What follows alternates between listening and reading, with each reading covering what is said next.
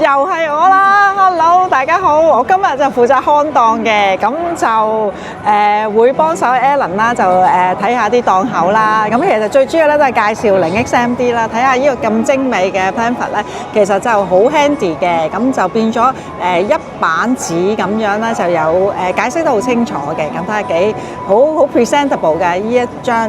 咁另外咧，咁其實我都想介紹下，其實咧香港創新醫療學會咧，其實我係入邊嘅 treasurer 之一嘅。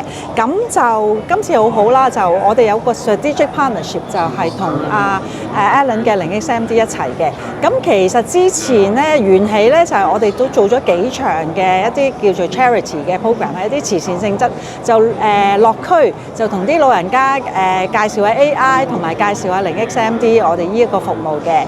咁好啦，咁順便一路帶下大家去睇下我哋其他嘅單位。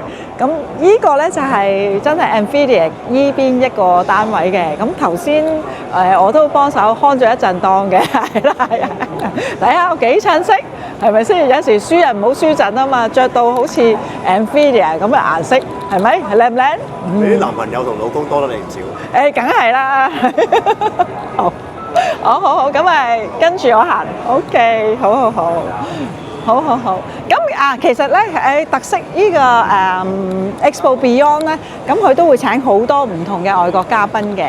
咁而家你睇到咧，我哋而家都要中東熱潮啊嘛。咁其實跟住落嚟一個 presentation 咧，係一個叫做 Six Giant Sustainability 嘅一個 prize 嘅presentation 嚟嘅。咁 Six Giant 咧就其實就係當時中東第一個油獎嘅。咁今日我覺得個主辦單位都好好啊，就邀請咗一啲中東人士講下一啲 sustainability 嘅大趨勢咯。